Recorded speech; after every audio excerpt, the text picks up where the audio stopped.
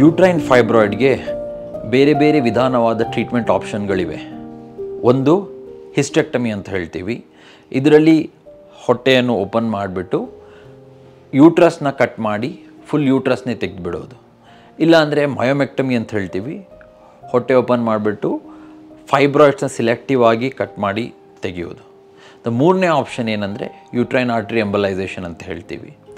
ಕೈಯಲ್ಲಿ ಇಲ್ಲಾಂದರೆ ನಿಮ್ಮ ಥೈಯಲ್ಲಿ ಸಣ್ಣ ಹೋಲ್ ಮಾಡಿಬಿಟ್ಟು ಸಣ್ಣ ಟ್ಯೂಬ್ಗಳನ್ನು ಕಳಿಸ್ಬಿಟ್ಟು ಯೂಟ್ರಸ್ಗೆ ಅಲ್ಲಿ ಸಣ್ಣ ಸಣ್ಣ ಪಾರ್ಟಿಕಲ್ಸ್, ಮೆಡಿಕೇಟೆಡ್ ಪಾರ್ಟಿಕಲ್ಸ್ನ ಇಂಜೆಕ್ಟ್ ಮಾಡಿ ಫೈಬ್ರಾಯ್ಡ್ಸ್ಗೆ ಸಪ್ಲೈ ಮಾಡುವ ಬ್ಲಡ್ ವೆಸಲ್ಸನ್ನು ಬ್ಲಾಕ್ ಮಾಡಿಬಿಟ್ಟು ಫೈಬ್ರಾಯ್ಡ್ಸ್ನ ಶ್ರಿಂಕ್ ಮಾಡಿಸೋದು. ಇದು ಯೂಟ್ರೈನ್ ಆರ್ಟ್ರಿ ಎಂಬಲೈಸೇಷನ್.